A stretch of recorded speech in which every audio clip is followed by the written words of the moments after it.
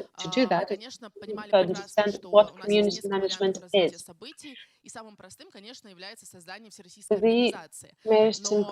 The most probably the simplest way to proceed here is to create an all-federal, all-Russia volunteering organization. And at the same time, I think many of us have some volunteering experience from our students here. And we understand very well that the mere fact of creating an all-Russia organization doesn't solve the problem. It's important to organize a community, a movement to really preserve our cultural heritage, to preserve our values, and it's important to bring together people to understand the value of these ideas. So any community should start with having a common idea. This idea will attract people, and then after that, it's important to continue with developing tools. Talking about our volunteers and our movement, of course, we are using the tools that this community needs. That's why we create education and training tools. We're trying to dismantle the administrative values because sometimes it looks like that the area, the sphere of culture is something homogeneous, but in fact it's not. And there are many facets, many strands of work here. There are people who are very much in the art of architecture, others are in painting, but these people, all these diverse experts, they do not meet in real life.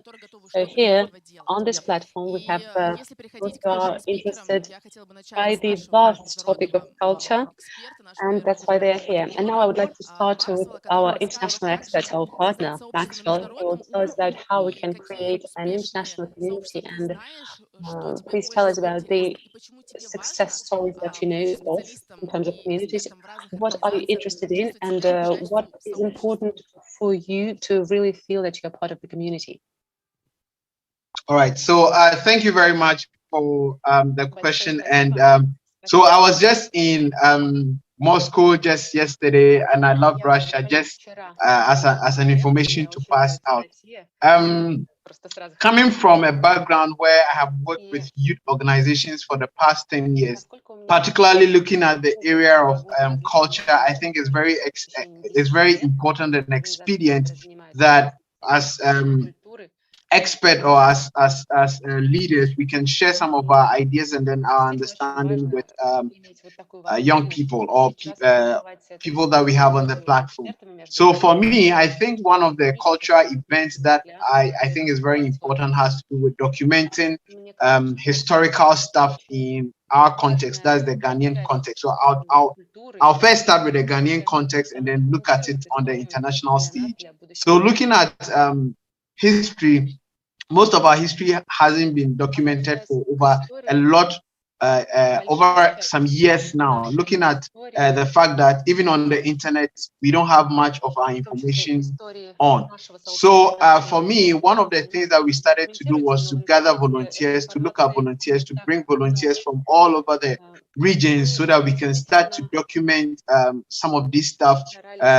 And even today happens to be one of the days. It's called the Founders Day, where volunteers, it's a holiday in Ghana now, where volunteers are coming together to do a lot of projects and all that. So looking at the international space, there are so many organizations or bodies that would always want to collaborate with such an organization, like what we did for the Founders Day writing contest, where we try to incite a lot of young people to start decolonizing volunteering by documenting their local stuff. And then we've also started with language. So and we are putting a lot of local languages on the internet so that people can also have access to it. Now the workload, it's cannot be done without volunteers. Let us just be honest.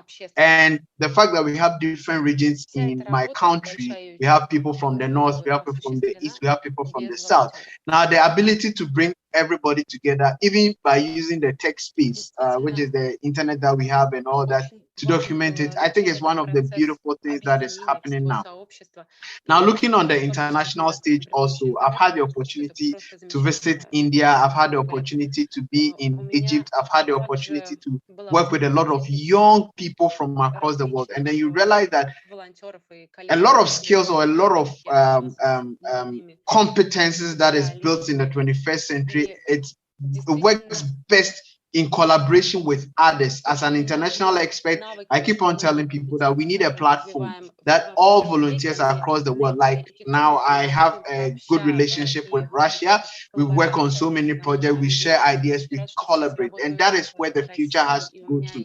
That is where international experts have to come in. So if it's in Qatar 2022, they are doing this and they need, if it's in Ghana, there is this event that we need volunteers, we can reach out to the international pool of volunteers who can also come and share their expertise with us. So coming from the background as an international expert, this is just one of the some of the few things that I can share with. I don't know if my panelists would also want to share some ideas on the being on the international space, but I think there is a lot of opportunities in the international space. There is a lot of ideas, there's a lot of learning in the international space that I think we all have to look at it, and then this can make the world better. This can bring us a united front, irrespective of how the Western media or all the media is trying to project us. If young people can come together and rewrite the history of our world by volunteering, I think that would even put us as international experts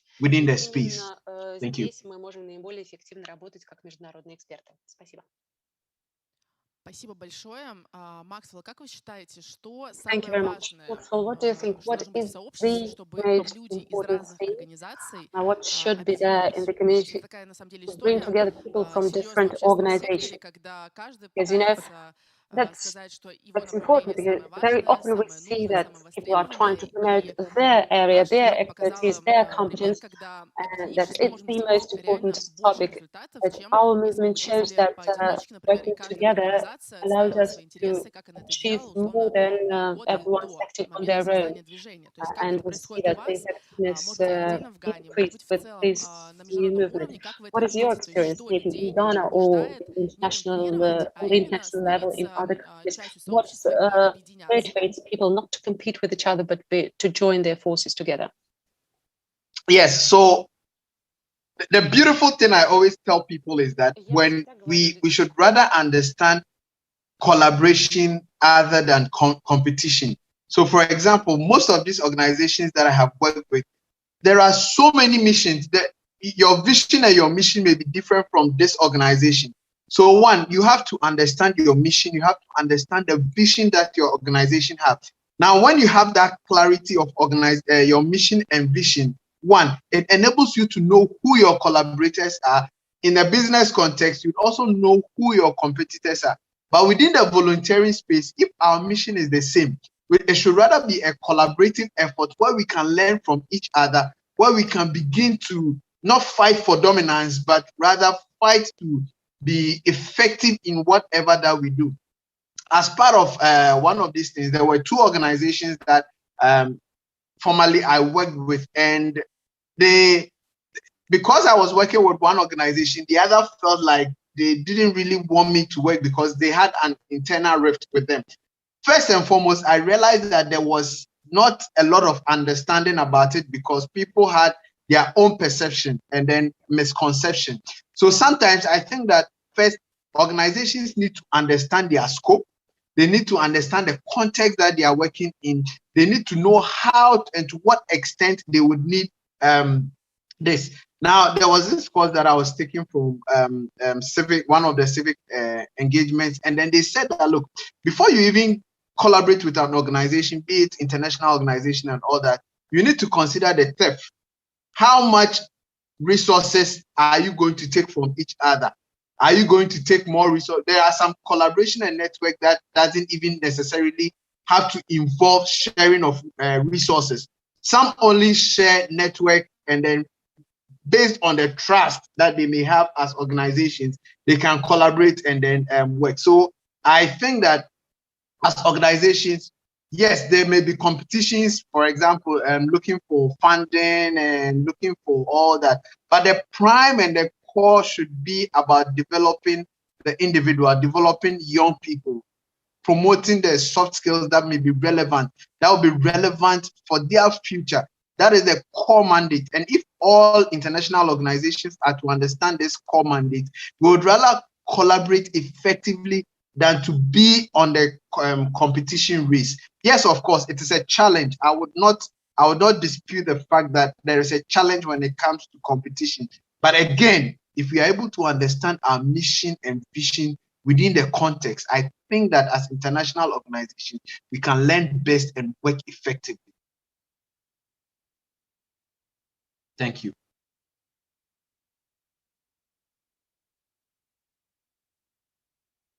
Много важных тезисов, и как раз в этом выступлении содержится ответ на вопрос, в чем отличие между сообществом и организацией. Когда мы говорим про организацию, это группа людей, которая объединена в лучшем случае одной профессиональной миссией, задачами, функциями и так далее. Но при этом это не гарантирует наличие связей между людьми. Я имею в виду, например, те же самые увлечения, интересы, то есть то, что людей побуждает общаться. И Макс очень верно сказал о том, что именно развитие может способствовать созданию сообществ, когда мы понимаем, что для того, чтобы сделать следующий шаг одной организации, для этого надо объединиться с другой, например, да, либо найти точку соприкосновения, которая ни в коем случае не дублирует основную деятельность, но при этом и дополняет, и может ускорить этот процесс. И на самом деле очень so that they would complement each other. And this is why we are looking for something that differentiates organizations from other organizations. Should you find one and the same mission with your partners, together you will be able to achieve the goals of preserving the cultural heritage. For example, some organizations may have some ambitions, other organizations may have different ambitions. For example, you as an organization can provide volunteers, volunteer efforts, and in this way complement the ambitions of that other organizations. And I think that this is something that Ivan Yudin can tell us more about. And it is important that the Tambov region becomes a role model for the other regions, when the student community that were interested in one and the same subject. And Ivan used to study at a university that was quite a diverse organization with a lot of interests in various areas. So at a certain point in time, that community became so large that they found that cultural heritage, organization of events, and so many other interesting points became relevant to them. Of course, first of all, this is about the work with the local communities, and more often than not, they are more powerful because they are following a clearly cut position, a clearly cut goal. And municipalities, and you understand it quite well, usually have close-knit communities devoted to a single objective. Whether it's ecology, whether it's heritage, cultural heritage, and an opportunity to complement to their agenda has become an important thing in the Tambov region. And I encourage our speaker to tell us about the Tambov region volunteership community. What are the principles that you work along? What are the principles that you live on? You know that you're, as a community, autonomous in certain points. So can you please deep dive into that? Yes, indeed.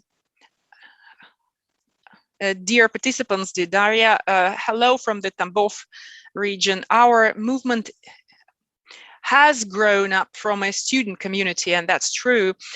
Initially, a couple of people got together and decided to work towards the same goal.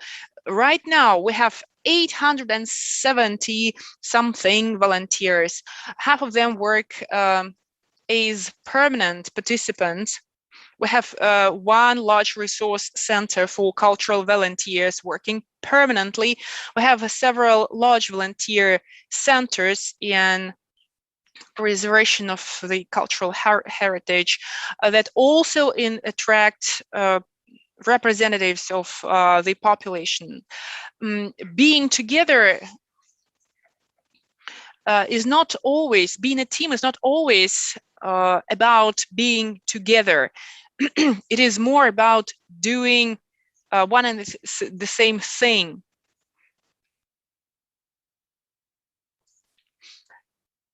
A community is a popular idea of the recent years.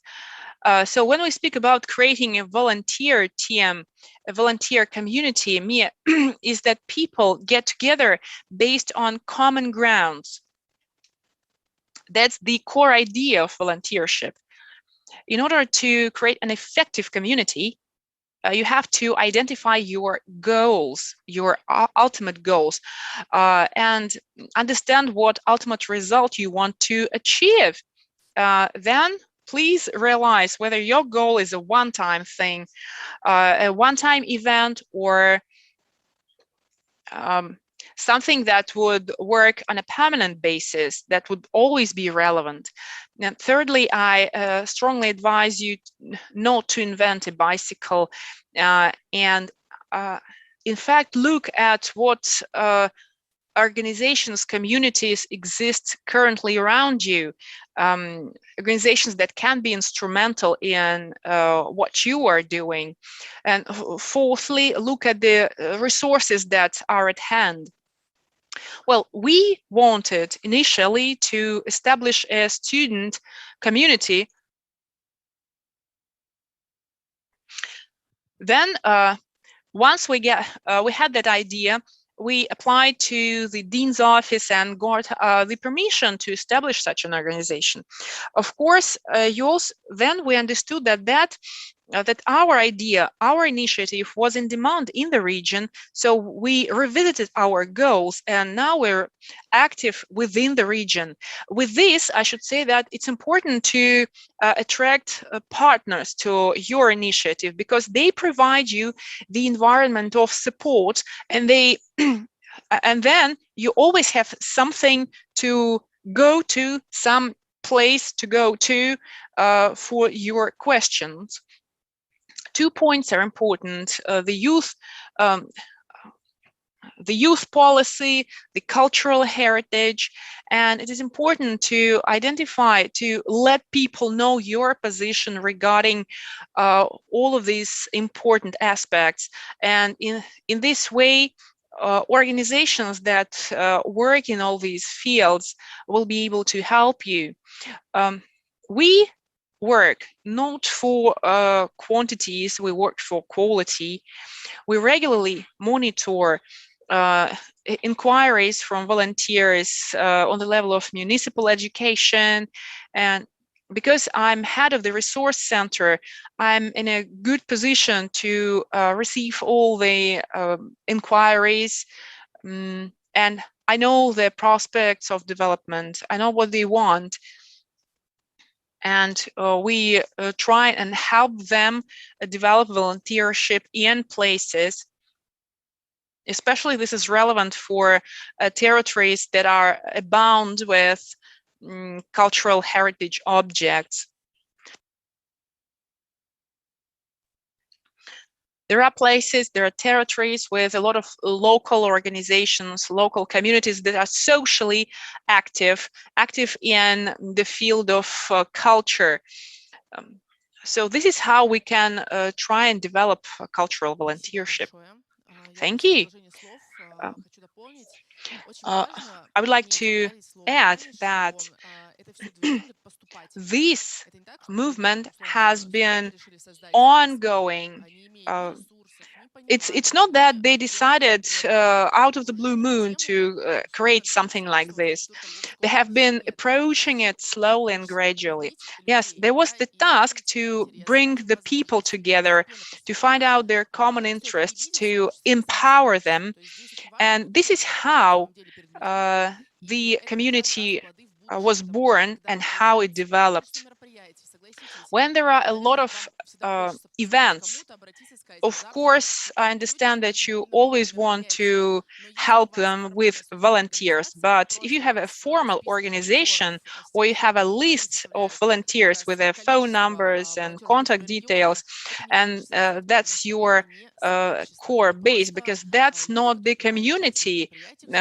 This is just a group of people who participated in a certain event at the same time, but that doesn't mean that they're part of a larger team. There has to be a demand from the people. So it's not a goal in itself to create some formal cell or formal organization. What is more important is to find people with common interests and ambitions and bring them together. And that's what will make them a community, a stable community. When you live in a block of flats, you may not know all your neighbors, but if you're an active citizen, then you're in a good position to apply to people, to get to know people. And you can, for example, initiate something like congratulating kids and giving them presents for New Year, all kids within your household, within your block of flats. This is something you can do as an aggregator, right, of efforts. Everyone might think that libraries, philharmonies, and even zoos that are all part of our social sphere. If you think that they keep constant contacts with one another, that's not true. So volunteers is that very same link that exists between all of these organizations, between all of these institutions. They provide a channel of communication. This is what the community of people can do. And we have another region that can share their experience with us. And the Nizhny Novgorod region will tell us about how the cultural volunteer community was created. And we will hear that it was created based on the activity of a single person on the level of municipality, but the initiative was so strong that it generated a lot of interest to it, and it grew up to be an organization, and it was a success. A lot of people came to the organization. They were mobile, they were active. Well, especially it was significant when they helped the event that was held in honor of the anniversary of the city. Of course, we all understand that overnight you can't recruit several dozens of people, so hundreds of people, and ensure the maximum possible level of services and support. So what are your recommendations to people, and what is your experience? What can you advise someone who is thinking about creating a community of volunteers but doesn't know where to start? So Alex, the floor is yours. Good time of day, colleagues, and hello to all the participants. As Daria has rightfully mentioned, our community has been forming not on the regional level, but on a very local level involving just a couple of people. And it took place in the Arzamas region when I was working in a cultural institution. And there was a huge agenda on organizing themed events, both on the regional, on the district level, on the local level, locally in places, in houses of cultures, cultural centers, libraries. And we had an understanding that we lacked support, we lacked assistance and outsourced assistance. That's how we started our efforts.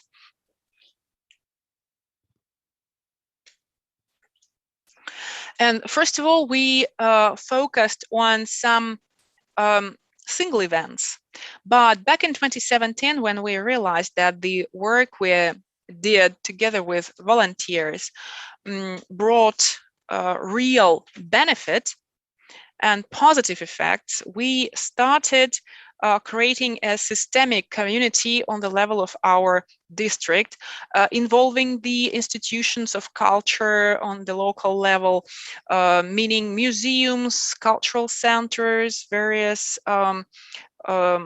arts centers. And in 2017, by the end of the year, based on our cultural and recreation center, based a community uniting all cultural institutions existing in the district. And that's when we started systemic efforts. And of course, events were in the focus, were a priority. But apart from volunteership center, we created standby volunteer cells in settlements, in remote settlements or villages where there were not so many people, and the most active residents participated in the volunteer movement to help organize various local events. Over the time that we participated in various events as a community, we have accumulated a number of successful cases of interacting with organizations, student organizations, non-profit organizations, and so on and so forth. Of course, we made that is the basis for further efforts. When in 2019 we created a community on a federal level, which was one of the first to be established on the federal level. Of course, we heavily relied on our district level when we just started working. And of course, we're still focused on our core areas of activity. There are 5 of them. But of course, local agendas are still there. For example, Gorodets city is using in their activity a wood craftsmanship. And for example, they are implementing a project to help support their local craftsmanship, their local arts and crafts, which is connected to wood carving. Every municipal constituency has their own agenda. Of course, interaction is important. On the local level, it is not so easy to find the truly active people. That's why cooperation is important. A person cannot be a medical volunteer, a cultural volunteer, and so many and cover so many other fields. Of course, volunteers follow their own mission, and Daria pointed at the very beginning that this year Nizhny Novgorod is hosting a number of events devoted to the city anniversary, and we even have a whole program called Volunteers 800, because the city is celebrating its 800th anniversary. So volunteers are most active in the preparation to this anniversary celebration, and we have cultural volunteers, patriotic volunteers, historical volunteers, and so many other volunteers. And what is important is that they work as a close-knit team. The core events devoted to the anniversary are completed, but some other events are still to be arranged. So efforts are all ongoing So the community which has been formed makes itself a kind of legacy, right? That people will follow, that people will want to ensure continuity with. And what we will try to do is to just give them a correct vector. Speaking about local communities, we started by forming our local volunteer centers, and we have 27 centers like that in the region. Of course, the focus is on the activity and interest of the participants. There is nothing mandatory about the centers. The participation is free and voluntary, and it is important that no one is forced. But there are cities and regions, districts where there are volunteer communities, and of course that we won't be able to establish as effectively a new one. What we need to do is to work with the existing local volunteer center, and try and bring up cultural volunteers there on their basis and help them with organizing the cultural events. Thank you very much. Such an informative speech. In my turn, I would like to carry on the plethora of successful practices and mention a very important subject.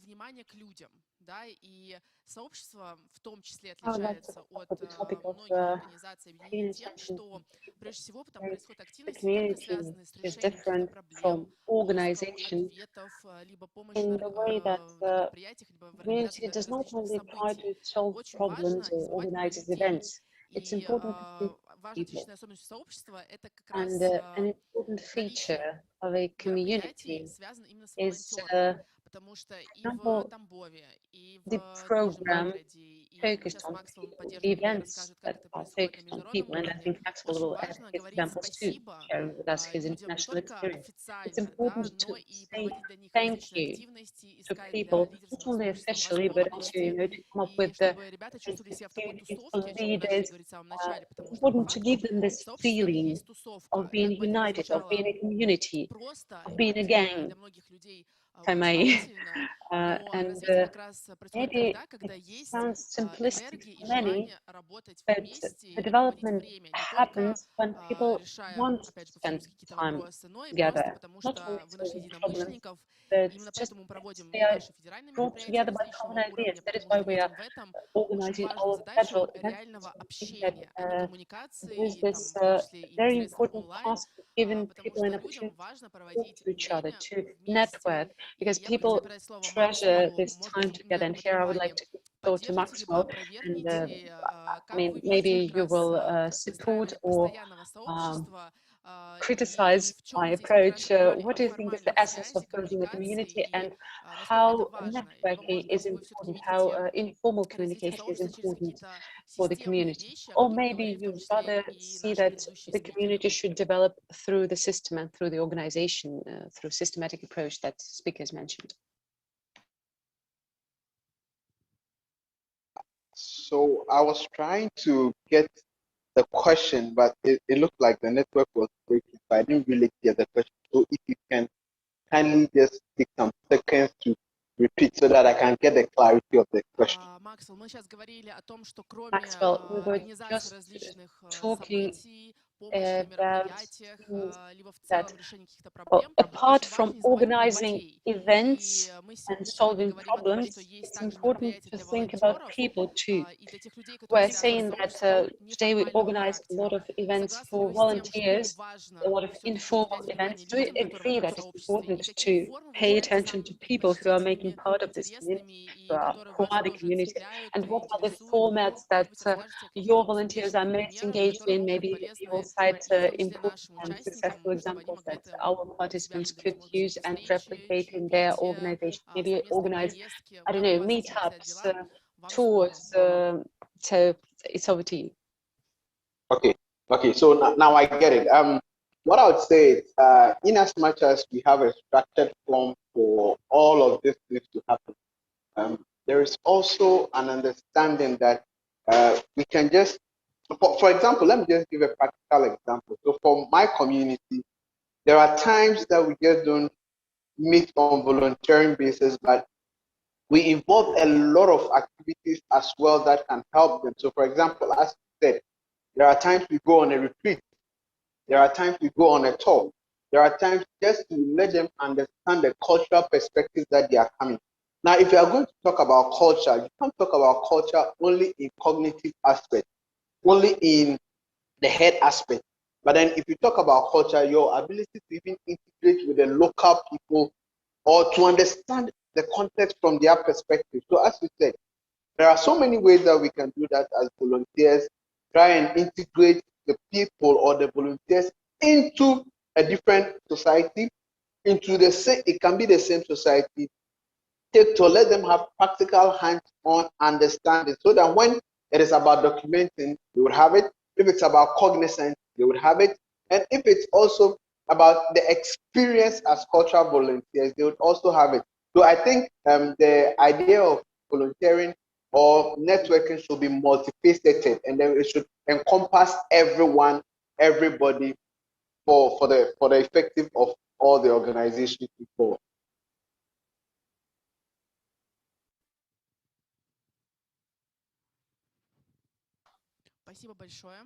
Thank you very much. Picking up on that topic, well, in fact, what I'm leading up to is that, well, you know, as our community develops quite rapidly, it's important to find ways of saying thank you to people. And those who are interested in this topic, you know, maybe you haven't yet found your format of saying thank you. So I would like to comment here. There are many ways of how you can support volunteers, tangible. The form may be tangible or intangible. You can give a thank you letter, give them the uniform, but it's important also to give them something more, because volunteers do not come to you for a cap or a jacket or whatever. It's important for them to communicate, to talk to you, to organize it. And very often I see cultural institutions working on the federal level, they have huge resources, they're interested in tourists or visitors. These institutions, they do not understand that volunteers just coming to that cultural institution could be already a way of saying thank you to volunteers. And this time is precious for them. So when you want to say thank you to people, it's important to think about the experience of your institutions, even if you lack resources, if you lack financing and funds. Sometimes it's important just meet up with volunteers to discuss them, how they feel about working with you, what do they think about the project. Just, you know, reaching out and asking people, what do they think? What do they think about the project? What do they think are the prospects of further work? For them, that is important motivation, because in this moment, they feel that you are not using them as a free labor force, that you take them seriously. And I think that you experts from cultural institutions, of course, you are experts, and it's possible to imagine the development of that cultural institution without you. But maybe these people, the volunteers, will get inspired by you. They will join the cultural preservation associations and institutions. We have a lot of flagship projects. Leaders, they opt for going and joining the teams of cultural institutions, because at some point they were thanked and like rewarded in this way by someone from a cultural institution, and they got inspired. So in this way, the communities that build this infrastructure, it's important that the communities get those thank yous, and it's important to really pay attention to that activity. No matter who you are, helping to the Hermitage Museum or some other cultural institution, it's important to receive thank you back. because yes, we are grateful to volunteers. We are very happy that we have them, but very often cultural institutions forget to say those simple thank you words. Now I would like to address to Alexander. The community is developing and very often linked not only to volunteers. Leaders of regional communities, they need to find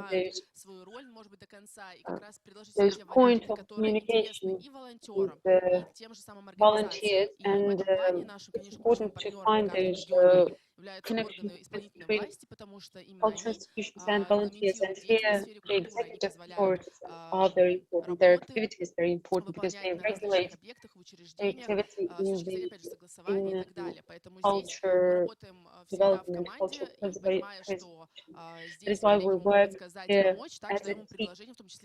Colleagues, of course, they have a lot of tools there, and colleagues can give us advice for that. Alexander, I think you understand what I'm leading to. That's our first experience when the region will launch full-fledged system of support provided to cultural volunteers. How do we organize that, and how this experience can be extrapolated to other regions, to other communities? Or maybe you think that it's, I don't know, useless and we don't need it at all. Over to you.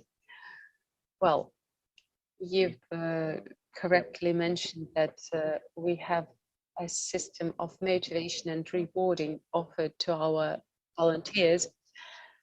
And you said that very often cultural volunteers, when they help cultural institutions and then come to work within that cultural institutions after, for example, professional education, professional diploma program.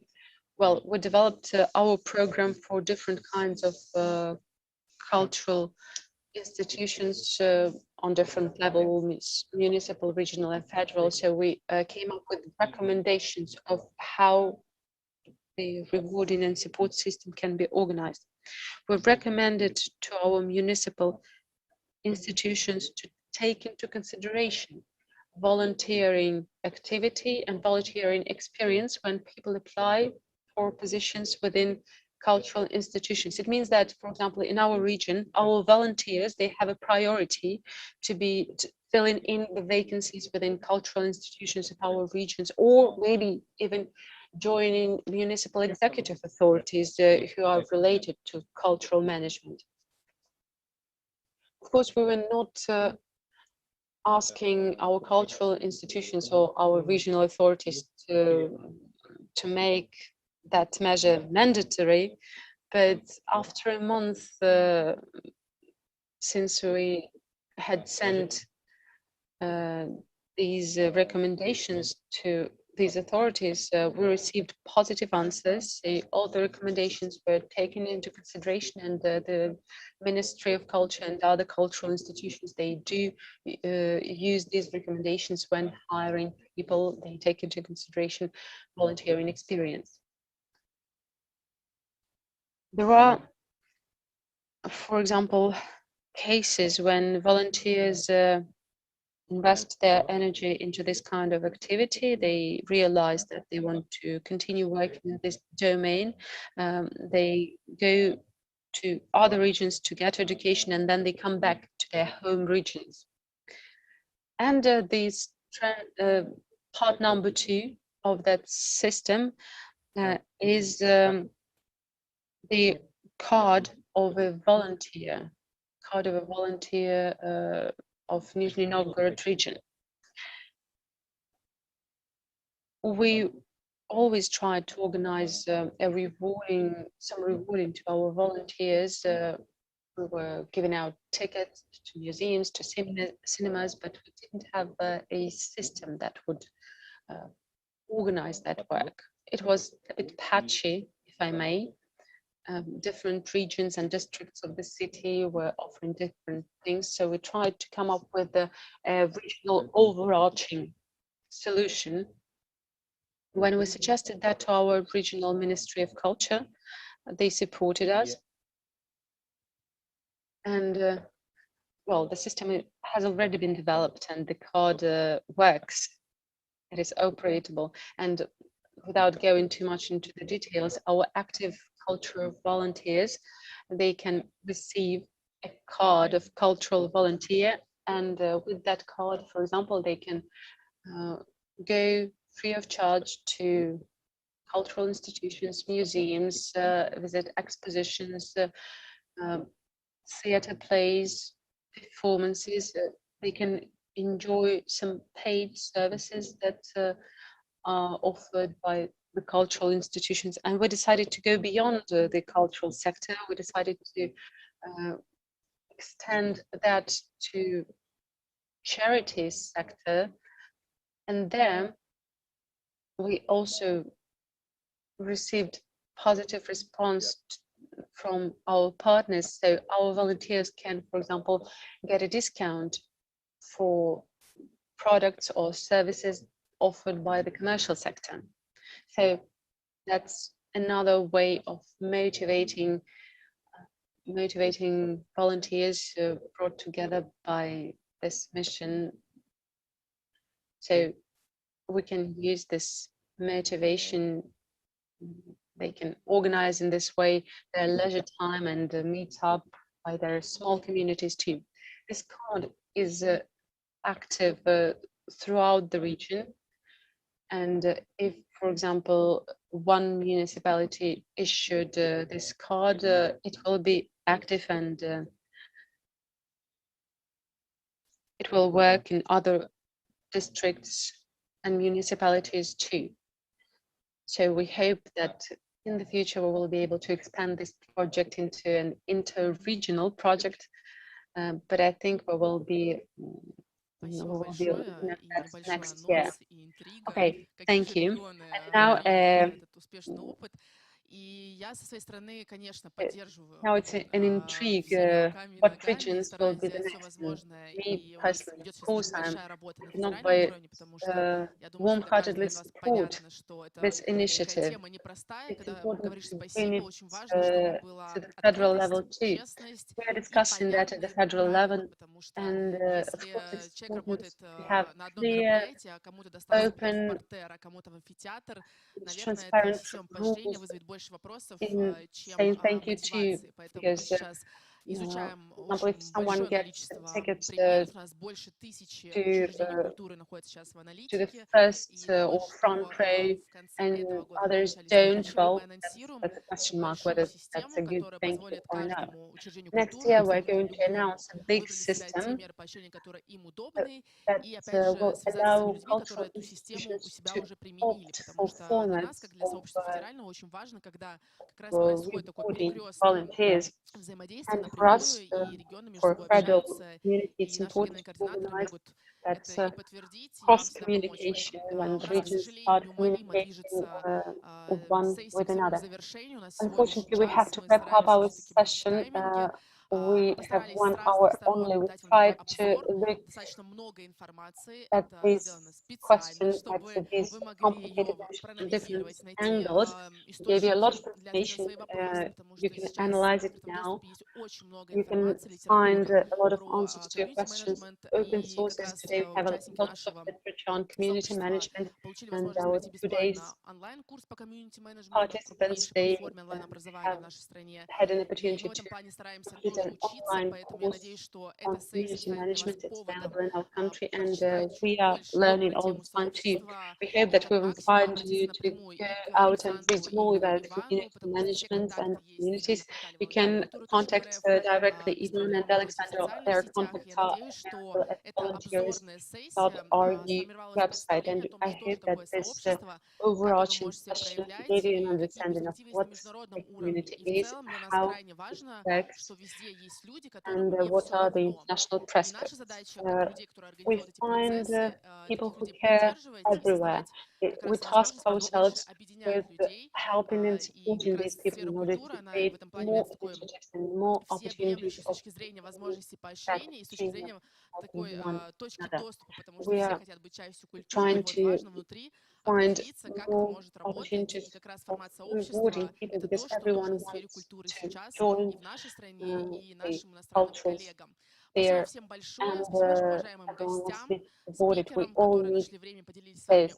Thank you опытом. very И much. мы Thank you all the стремительно panelists, the движемся speakers вперед. who Буквально shared with us через our 3 experience. минуты In 3 мы перейдем minutes, к следующей we are going сессии. to И switch to the next Милена Богданова, session. проектный менеджер общественного движения «Волонтеры Юлия культуры», Богданова промодерирует сессию, которая связана с will be moderating софт-скиллами и this хард-скиллами. Мы очень много говорим о том, session. как She will be находить talking точки about soft skills соприкосновения. and А что hard же для этого skills. We are нужно talking a lot и about лидерам сообщества, и волонтерам, и людям, about которые связаны с finding темой common развития points. волонтерской But what культуры в do нашей we need стране. На эти вопросы вы for получите that? ответы буквально через несколько минут. Both Не cultural переключайтесь. institutions and volunteers. We'll talk about that in a few minutes.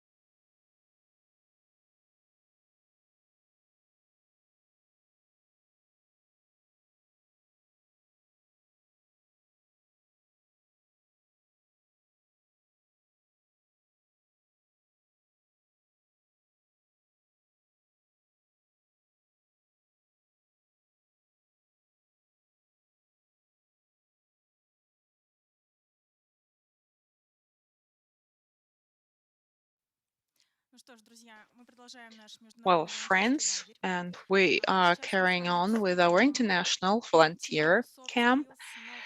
Now let us talk about the soft and hard skills and strategies for developing soft skills. We will talk about the skills that will be necessary for volunteers in the modern times. We will talk with different people, and let me introduce our speakers, Karpushina Maria. She's the coordinator of cultural institutions in the Ulyanovsk region. Mary, she's also the curator of the Museum of National History. And we also have another speaker who is also representing the Association of Cultural Institutions, regional cultural institutions. I know that Mary works in a cultural institutions, and also she's one of the head of the volunteer community. How do you manage to combine the two occupations, Mary? Hello, everyone. It so happened that I work in the Ministry of Culture of the Tambov region, and I'm also in charge of cultural institutions. I also curate the project called Cultural Volunteers. This project became part of our lives together with a project called Culture.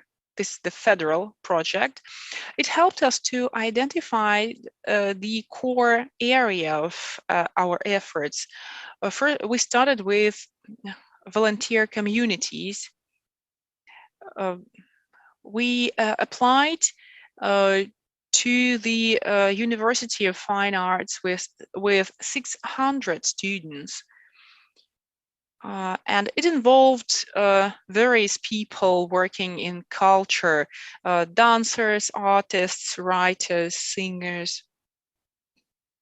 And we decided that while the students were representatives of culture, they could help us with organizing various cultural events in Ulyanovsk. And we decided to make them a community serving the basis for the regional cultural volunteer center. We also looked at the children getting their professional education at colleges. And we saw that hard skills were taught, because we're to speak about skills today, and not always what we would like to see in volunteers is taught at colleges and universities. So having looked at volunteers from all the prisons, we realized that this is increasingly about soft skills, which led us to the conclusion that information should be presented to students in a certain way. Because students of today lack certain skills that are required by volunteers. So there is a slightly different set of skills that has to be taught at educational institutions. For example, stress resistance, also the ability to present yourself in a proper way, actually communicative barrier. So back in 2019, together with the launch of the project, we started the training courses for volunteers, which taught volunteers the soft skills required. They were taught to speak in a literate and smooth way, to present themselves in a good way. And of course, we also established a certain prize for the for top students. In 2020, we got in contact with the youth center, which became our partners, and they opened a special school, which during a 2-week period trained young people for soft skills, such as, well, for example, they expanded their vision, they trained their creativity, they trained to manage their emotions, and students got training for these skills during the 2-week period. Because the project was popular, we kept that in mind and decided to actually support the initiative. Our resource center, regional resource center, also was of help, inviting speakers and teachers to work and to work with volunteers. And this pool of teachers works not only with cultural volunteers, but with medical volunteers, historical volunteers, and other areas of volunteership. In 2020, we were lucky. We received 3 grants from the Russian Foundation of Culture for museum volunteership, theater volunteership, and cultural heritage preservation volunteership. And we had very good schools for theatrical art, for museum activity.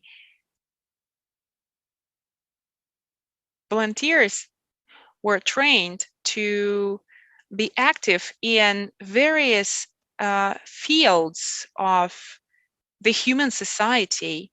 They tried themselves as theater managers, as excursion guides, as the creators of their own projects in theater, museum, art. Also based on the basis of the youth center, students were trained to restore or renovate monuments of culture without damaging them or doing them any harm. We have managed to do all this amid the pandemic, if you can remember.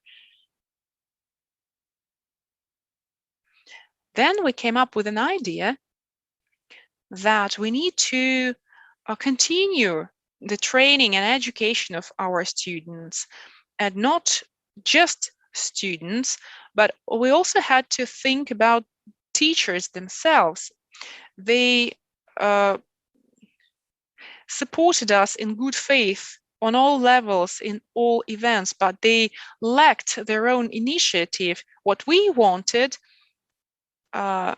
was to bring up a volunteer who would be full of initiatives, who would not be shy to put forward their initiatives. So we decided that one of the soft skills to be trained was a project activity. Unfortunately, we didn't used to be told that at school or higher education universities. So we arranged a special module where trainers worked with volunteers for a couple of days, and that initiative proved to be successful. And we won 100,000 ruble grant for further development of this initiative. And this last summer, we arranged the training, and on the bank of the Volga River, during the 4-day period, we boost up the soft skills of students, of volunteers, and we also came up with ideas for further development, further improvement of the training program. And together with my team, whom you're going to see today, we decided that we needed a smart school for soft skills. And we decided to run that project in the region, pulling several dozens of participants from the region. And we won the grant. The Region of Good Deeds was its title. So we received the grant to develop our school. We boost not only the soft skills there, but we will also train students to create initiatives for grant programs, because we are going to train them to invent new projects, new initiatives that would be eligible for grants. And so now we're deep in work on all of these initiatives. Right now, we're also applying for a grant for further training. Our volunteers have developed a stable habit to propose their ideas. They understand that new ideas is good, and we all participate in their initiatives, but we also would like our ideas to be popular among people. We're running currently a flagship project of volunteer ideas, of volunteership. In this context, we have met heads of cultural institutions. We have explained to them how to work with volunteers, how to guide them. So this looks like a school which teaches people how to do good things. And the most important thing is that this year, our region will hold an internship, a so-called internship program for further training of volunteers. And Maria Pahanok, who's my colleague, will tell you more about it. And we have tried to make this program as interesting as possible, so people will be able to do this internship practice, and that's something different from what we have done before. And I believe that Mary will tell you more about this in a minute. And we actually hope that many people will come to participate. Thank you. Thank you, Mary. Before Mary will tell us about the mobility program and internships, my question to Maria Karpushina, is there any demand from volunteers for training for specific skills, maybe 3 to 5 skills which are on the tip of your tongue? Or the initiative is yours?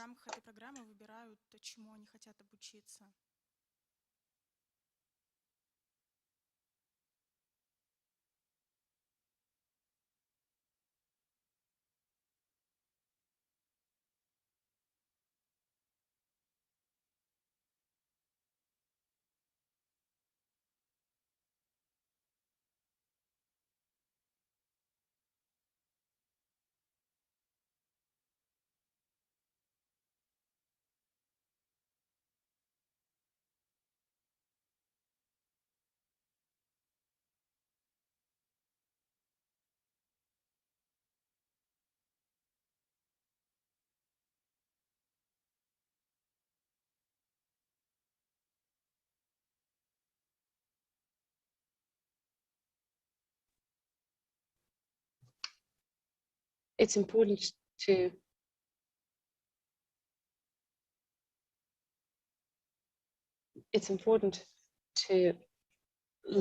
teach them how they can present themselves.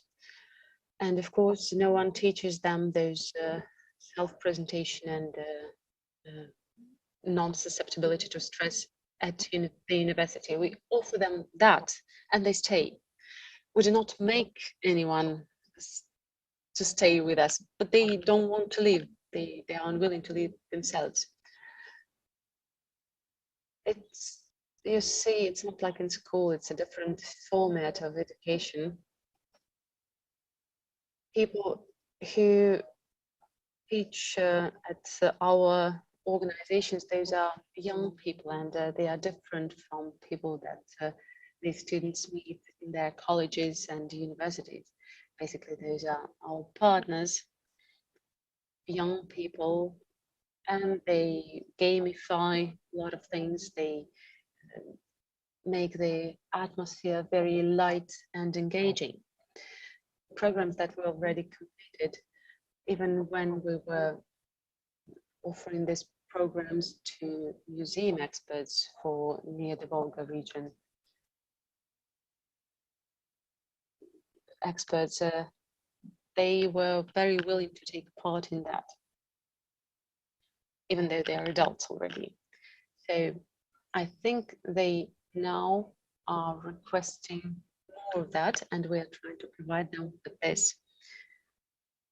Then the Culture College, they also applied for organizing a school for them, but there we're talking about students. And now we are waiting for the results of the regional competition for grants and other competitions of grants for creative industries. They also applied. So I think that we still managed to catch up with their development, and they are happy with what we give them. So I think that we indeed found our points of communication. Thank you very much, Maria. Indeed, it's very important to engage with volunteers, to give them opportunities to develop and to fit their needs. Ulyanovsk, the region, is one of the regions who's mature enough to accept volunteers for education. Bahanova Maria from the Ulyanov Regional History Museum will tell us more about that. Colleagues, good afternoon. Can you hear me well? Indeed, from the 24th till the 30th of October in Ulyanovsk, under the cultural, non-commercial, non-profitable foundations, we are going to offer as an internship for museum employees and for volunteers. We prepared a program that will immerse people into the environment of the museum, and we understand that we've been through 2 very difficult years. When we were creating our center of volunteer, when we were winning grants, we were gaining experience, and now we are ready to share it. So we can some positive things to share, and also we want to warn our colleagues from making the same mistakes of doing that throughout that internship. Our experts will be our employees. They will share their experience. There will be experts from archives and from the Russian Association of Cultural Heritage Preservation. Why? Because this year we won a grant for that direction of work. And to be frank, there were certain difficulties, and now we want to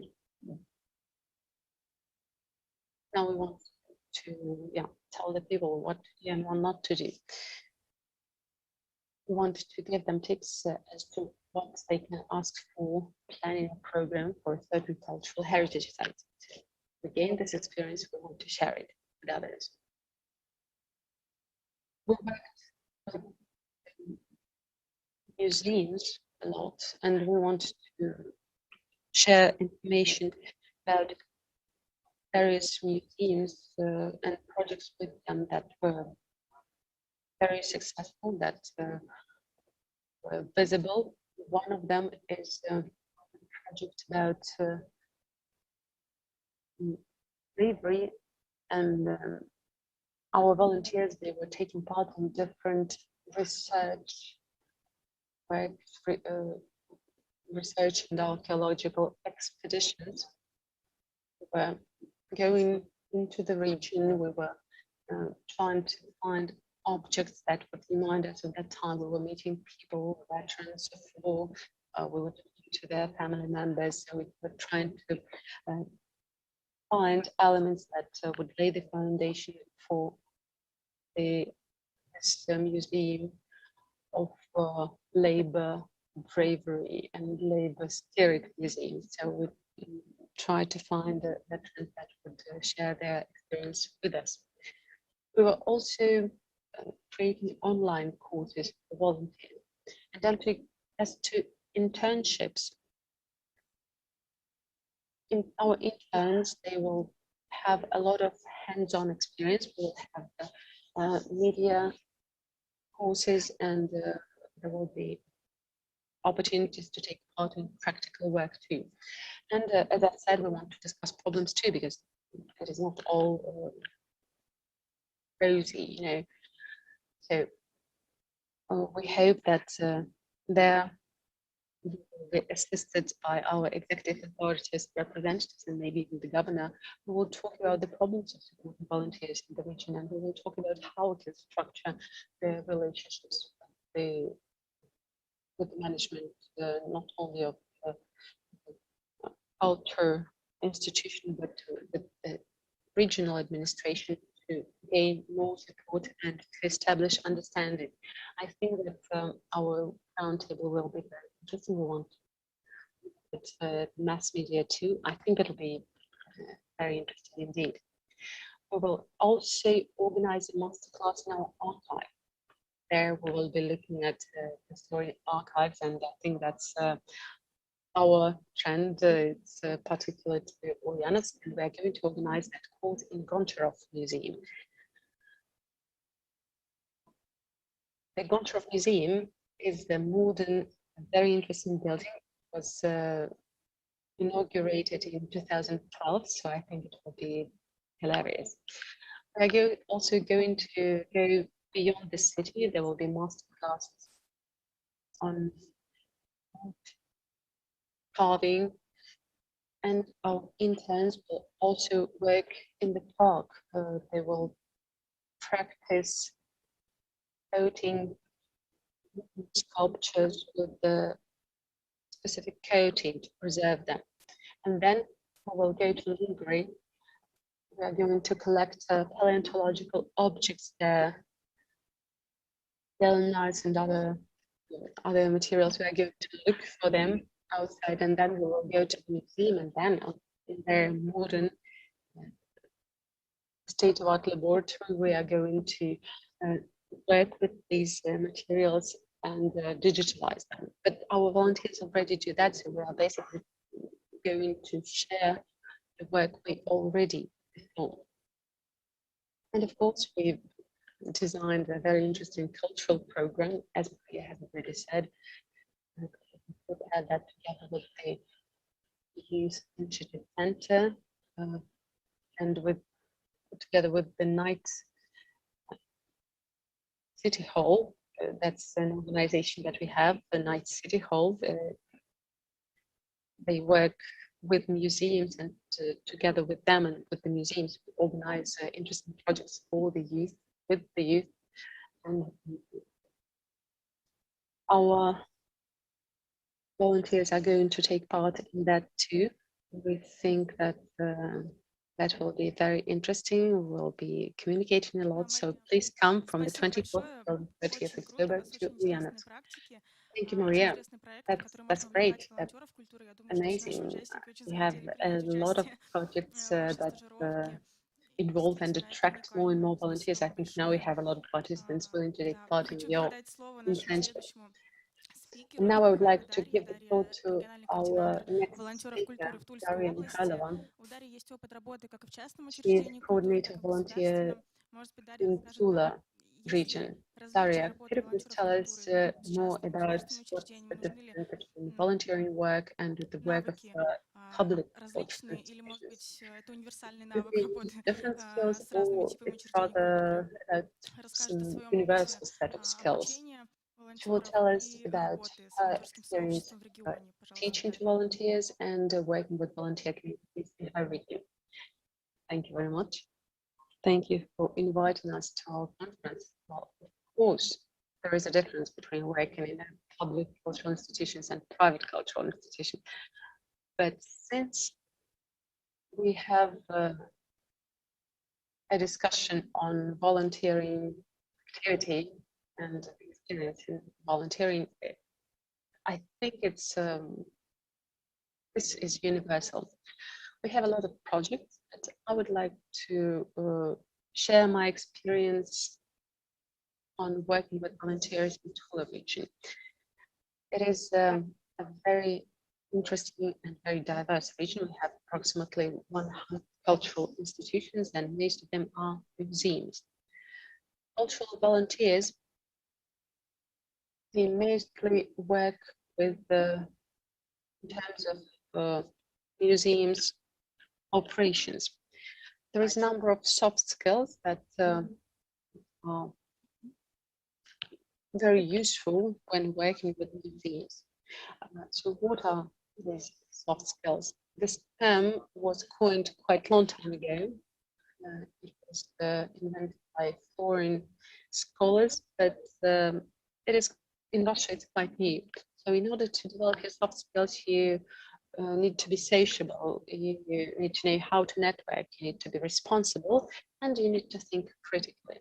Then, of course, you need to apply your project skills well, and you have to be a good presenter, and you have to present well in front of different age categories. We use all those skills in our volunteering activity. I'd like to tell you about a project that was completed quite recently, but it covered quite a large audience of volunteers. Tula region.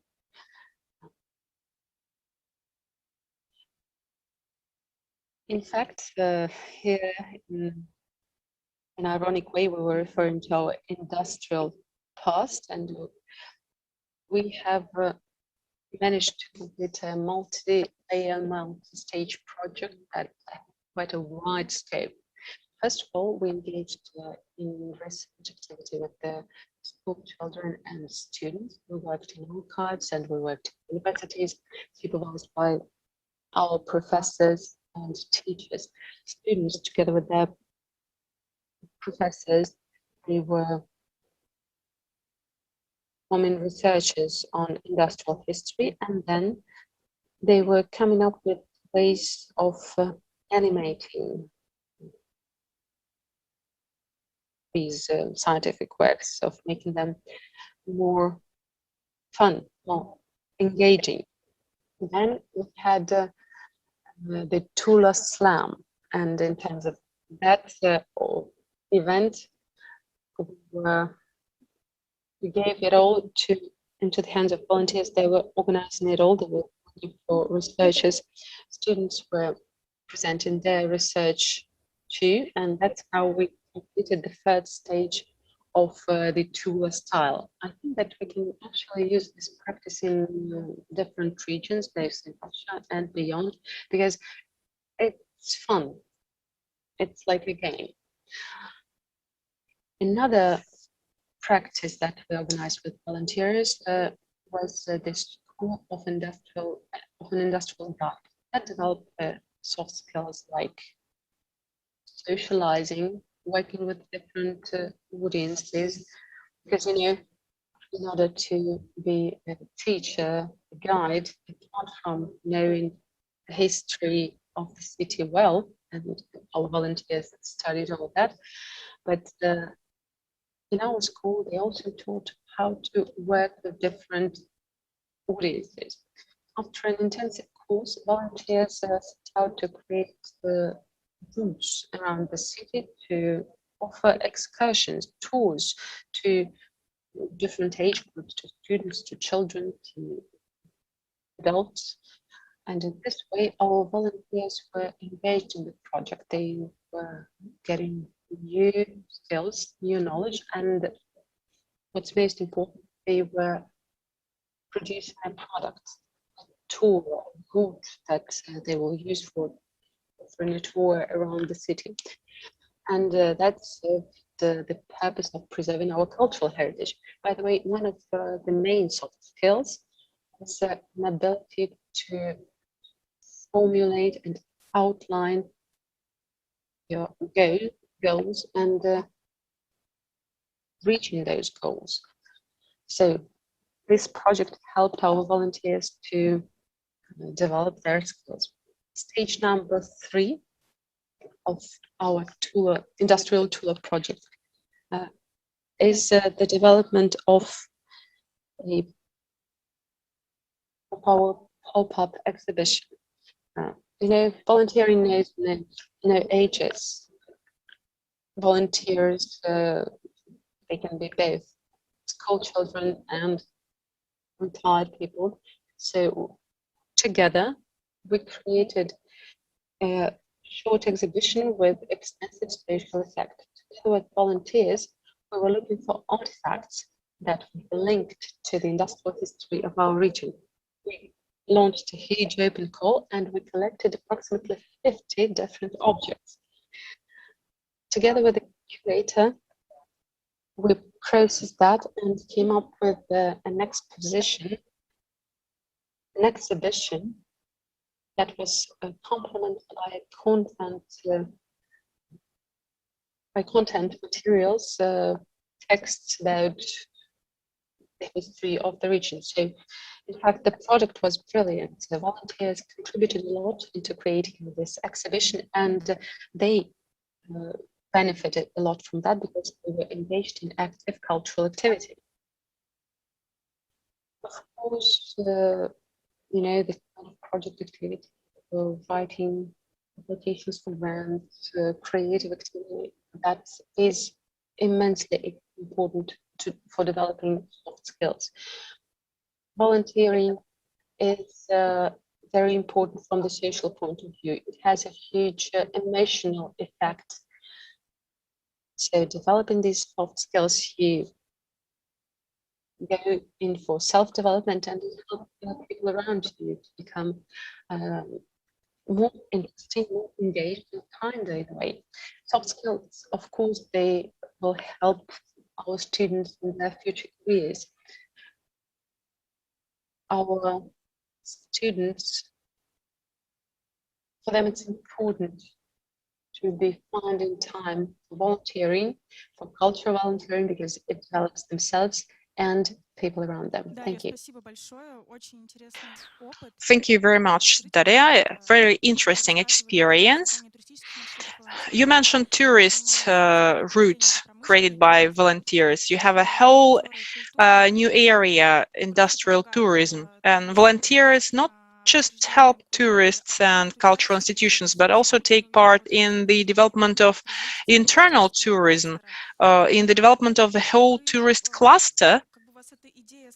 And this idea was born in your head, or was it a demand from volunteers, or was it a demand from the municipal authorities? How did you decide to pay attention to industrial tourism? And are there any other tourist areas that are in progress in your region with participation of volunteers? For example, is there any demand from the municipal authorities? Is there any reply from volunteers? And undoubtedly, initiative has a more powerful social effect when it comes from the bottom to top. Together with volunteers, we created all tourist itineraries that were focused on industry. Among other interesting practices, we tried to unite museums and industrial enterprises within one and the same project that could allow visitors on their premises Our projects, which involved in excursions, were absolutely free of charge, and volunteers were very interested, and most often the initiative was on their part. What we do together with volunteers in our region is to develop event tourism.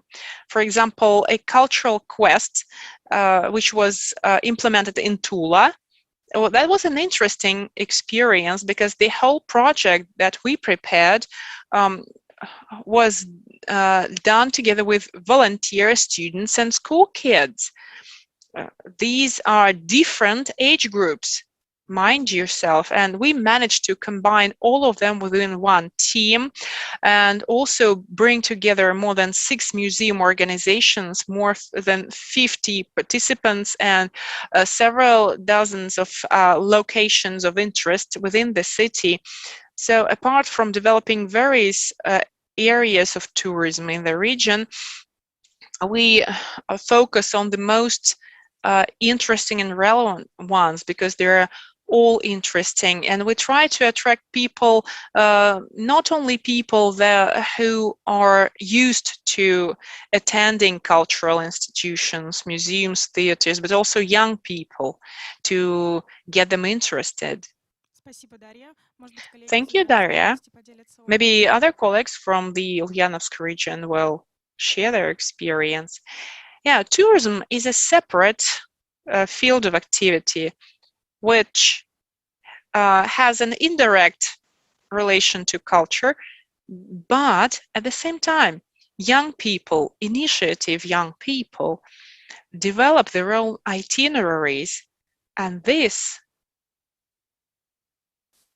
are different tourist routes, different from the common ones, from traditional routes. And if we understand that classical routes, excursion routes, cover city center, cultural monuments, then young people develop their own itineraries, which can be remote, located far from the city center. There can be parks where night excursions can take place. We do not try to heave all the burden on the shoulders of volunteers, but they play an important role. We understand that they work not for money, but they work from their heart. And most likely, their efforts will bring good results in terms of getting people interested. When it comes to volunteer tourist itineraries, this is a completely different tourist activity. But museum volunteers are students of pedagogical universities. They are interested in the museum activity, and during the high season, when there are a lot of tourists, when there are delegations who come here for a visit on the sidelines of some international forums, they help with excursions. Volunteers assist guides, professional guides. For example, and in this way, they help people get to know the city better. So people go to look around the city rather than go something else, to a restaurant or somewhere else. So our volunteers develop their own itineraries. Am I right, Mary? Yes, they do. So if you can, Mary, can you share some information about this? Regarding tourist itineraries, I won't give you a lot of details, but we're also creating exhibitions together with volunteers. And I remember one of the most prominent ones was My Family Relics. We offered a subject to them, and everyone knew perfectly well that of course, no foundations, no museums will share their collections with them. And that's why, of course, there still was some likelihood, but there was never any certainty. That was the input data with which our volunteers had to start. Well, still, they applied to museum curators saying that they wanted to make an exhibition, and they ended up creating almost a real-looking exhibition. And surprisingly, but many organizations accommodated us. Some of them provided several halls to place exhibits. There was an idea that this exhibition should be a uniting event and should find a place in the heart of each volunteer. Then we understood that we couldn't reach that. So instead, we created something that was heartfelt, something that was dear to each volunteer. If not common to absolutely everyone, then dear to every single person. So that was how that exhibition was created this year. And I also mentioned the project a little bit earlier. Ulyanovsk is the center of Russian bravery and valiancy. Volunteers played a great part in establishing the exhibition within the context of that project. There were also labels created by volunteers. Volunteers told stories about meeting significant people in person.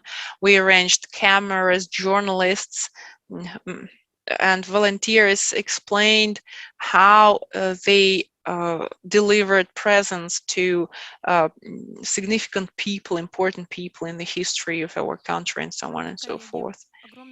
Colleagues, thank you very much for sharing your experience. And let me remind you that Ulyanovsk will host an internship starting from the 24th to 30th of October based on the Goncharov Foundation. And you still have some time to file for such a training. And this would be the end of our session. Now, let me remind you that participants are going to split into groups and have discussions, themed discussions tomorrow, starting from 10 o'clock, using this very same channel. We will continue work about creating international volunteer campus to preserve the global cultural heritage. Then we will also discuss informational resources and the foundation called Dobro.ru, questions of training volunteers, matters of developing programs.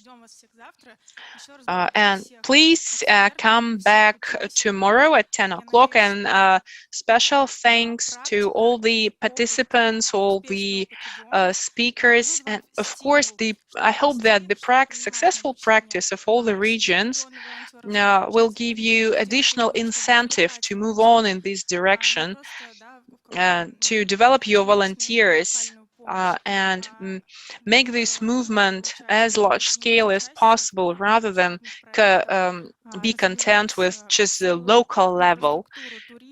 So we will also speak about the infrastructure of volunteerism. Thank you very much, and let's get back here tomorrow at 10 o'clock a.m.